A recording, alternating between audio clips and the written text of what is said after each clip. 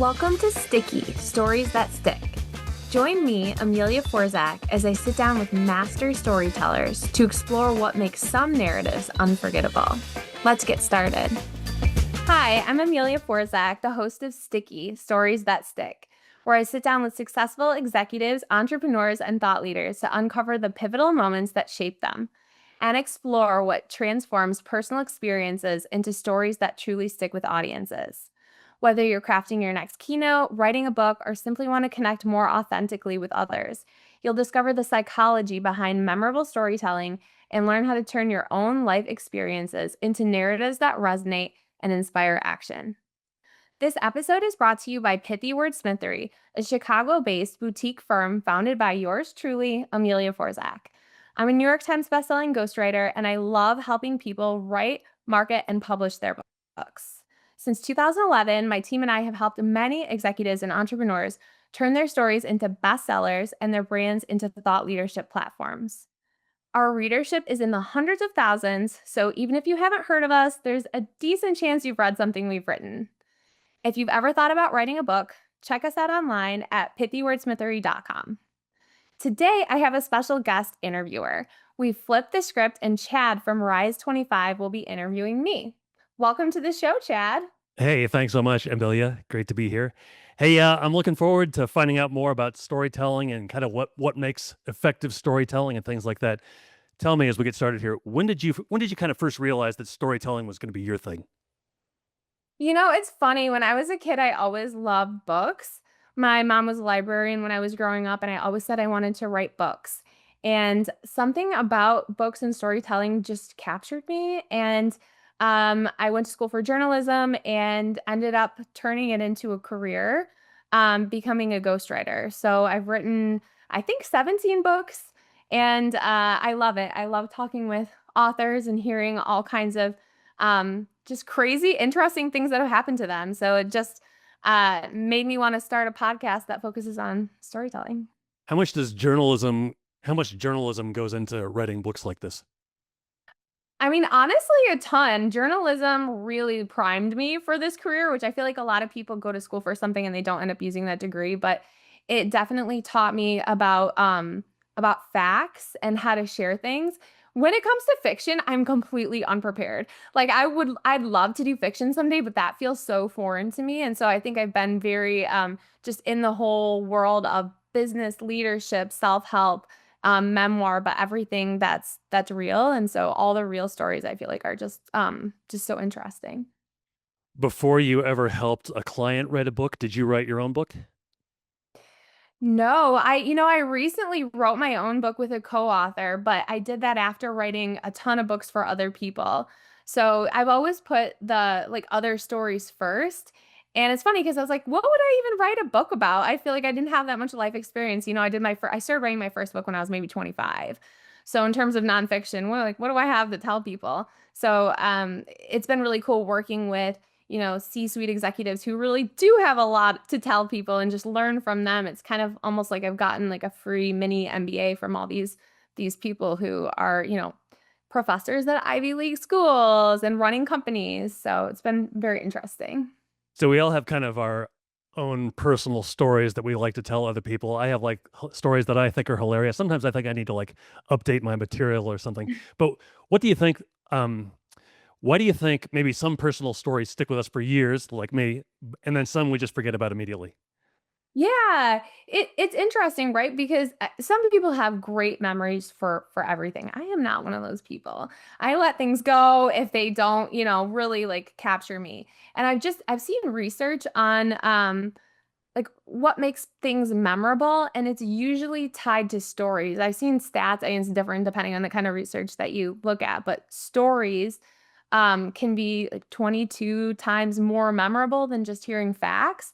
And I guess that always just made me think more about what I learned in school. And it always seemed like how the information was presented made such a difference in whether or not you retain it. So it's like you had a really good teacher, that stuff sticks with you for years and years. Whereas other classes, you're like, did I take that class? Like I have like a vague memory of sitting in the room. And so working with books, I've really been thinking about that a lot, where the whole goal is to have that book stay with you. like for years, for decades. Like you want it to be something that changes you and changes how you think. Um, and so I don't have all the answers for all of that. I know a lot of it does have to do with neuroscience. And so spiking certain chemicals in the brain when you hear the stories, whether it's cortisol or dopamine, but what are the things that make you emotionally engaged in the story, make you care about the person, or make you feel like there's some kind of risk involved where you're listening and you're like, oh, I hope this happens or it doesn't happen. You get emotionally invested. So anything like that. So, you talked about stories that maybe change the way you think or change your path. Can you share one maybe that affected you, like a story from your own life that changed how you saw the world or shifted your path? Yeah. It's funny because I coach people on this all the time and I've been doing this for years and I'm like, you have to be vulnerable. Like tell me your like juiciest stories. And a lot of times authors will tell me those and then they'll feel so almost like shy about it. And those are usually the best stories where I'm like pushing them to tell. And so I'm like, oh, I have to take my own medicine here. I mean, I have different stories, and I think I've like presented them differently in various contexts. But I did share this one story that I have with. I did like one of those 5 minute TED Talk style things where they're like change my mind in 5 minutes. And sort of like my focus was, I think I can help you see the world differently. Because the way that I saw the world differently when I was 17, I realized that I don't have any depth perception. And I always thought I couldn't see that well, but I go to the eye doctor and they tell me that I had 20/20 vision. And then on the side, I also kind of thought that I was dyslexic because even though I was in like the advanced classes in school, sometimes I was writing my letters backwards or I'd be taking notes and it would just all come out backwards. And I'm like, what is happening? Something feels weird. And I finally got diagnosed with Irlen syndrome, which is basically like dyslexia, but it's like visual. And for a long time, I just felt so embarrassed by that. I was like, oh my God, well, I didn't want anybody to know. I didn't want anyone to think I was stupid. And then, but I still wanted to be a writer. And it was harder because of that, but it was my interest, so I just kept going with it. And then in the beginning, I was like, what if my clients find out? Like, and I sort of think that over the years, I've just come to embrace it a little bit more and know that everybody has a struggle like that. Maybe something that happened to you or something that is like would be surprising for people. And especially the stories of resilience. Like people love hearing things where it's like it actually was really hard to get here. You know what I mean? It seems so Sure. easy when you're doing well, but the journey there like can be difficult. And so I think any stories like that, just sharing them can be very sticky and powerful. Yeah, for sure. So sometimes, having a weakness like that or having to overcome that kind of an obstacle can turn into a strength, even though you still have maybe that obstacle that you have to daily overcome. But you develop so many strengths in the course of overcoming that obstacle. Can you maybe point to any strengths that you've developed as a result of maybe having the depth perception problem or potential dyslexia? Yeah, I think it led me to start my own business because I wanted to be in charge of my own working environment and be able to pick the tasks that I have and be able to outsource the tasks that I'm not that good at. And I think it really just made me find entrepreneurship more appealing. I think that's true for a lot of people who have something like that. Like a lot of my clients have ADHD. If you have ADHD, I think I've read something like 300 times more likely to start your own business or something like that. So whatever that struggle is, like figuring out how to turn it into a strength is definitely a great sticky story. So you have that story in your own life. How has kind of sharing that, whether in conversations or presentations or writing, affected how people connect with you? Showing up and being vulnerable, I think is something that people like. And I mean now that everybody is their own media outlet and you're on social all the time and you're trying to craft this image, authenticity is more powerful than anything. And so if you can go into your room and show up and be confident and share who you really are and not be scared of what people think and not try to be the most like polished PR ready version of yourself, but like your true self, that's what actually sticks with people. And so I've just tried to do that and then coach my author clients to do the same. So I always feel like I'm willing to be vulnerable or whatever, but I'm just not gonna like be vulnerable right when we shake hands, Yeah. like what's kind of the process of getting to that vulnerability with people? Yeah, it is a little tricky. I think it's like building trust with people and then getting the feedback that that story's not stupid, you should share it, and getting that third party objective opinion. So I think working with a story coach or just someone else to help you craft your story and figure out what are the interesting parts. Actually, one of my friends is great at that. She works in branding and she helped me with my business years ago. And she told me, she's like, "Your mom was a librarian. You need to be telling people that." And I was like, "Do I?" And I was like, "Oh, you're right. That's part of the story that goes in there." So I think you don't always know that the things like how the dots connect where that's something you should tell people. I'm guessing maybe I mean, I don't know, but I'm guessing maybe you can meet with somebody like 3, 4 times to get the process rolling, and then, like, the 5th meeting or whatever, they'll tell you something like, "Why didn't you tell me that the first time? Oh my Yeah. god." Yeah, 100%. I'm like, "That we've just been dancing around this the whole time." Yeah, so I try to make people more comfortable, but yeah, it can be very emotionally, um, just difficult to get right to it. But at the same time, sometimes I hear all of it on a sales call the first time I talk with an author. So I'll talk with someone and, they have an idea for a book or it's based on something that happened to them, and on these calls, like, I never know what I'm gonna get, and sometimes the stories get so deep, like, I have calls from years ago that I will never forget because of what people told me. So, it just and that makes me more interesting about storytelling in general too. So maybe when somebody you're working with finally breaks through the barrier of being vulnerable, of vulnerability, what makes, that so powerful? I feel like it is, therapeutic for them to get to that point. And it's almost like cutting through all the bullshit, right? Where it's like we just get to the heart of whatever it is and then sort of figure out where that goes, if it's in their book or their keynote or whatever it is. And sometimes people have like second thoughts about it. And a lot of it is just sort of coaching people to be brave and just start talking about it and just seeing how people react because the response is always positive. So this is kinda your first edition of this podcast. What inspired you to start it? I talked to so many interesting people. It just made me think, how do we how do we figure out how to share these stories with people a little bit more and also just not just the stories but sort of dissect them. Why are they so interesting? A lot of the people that I'm talking with are like your keynote speaker in a big conference. They're the guest on the TV interview. So they're expert storytellers and they've spent a lot of time figuring out why certain things like hit with their audience and don't, and they've been in front of thousands and thousands of people, and I think we can all learn from them. So many of us are working on our own personal brand or platform, or we're writing blog posts or e-newsletters, and it's always the question of how am I going to show up? What should I share? And this podcast is gonna help with that.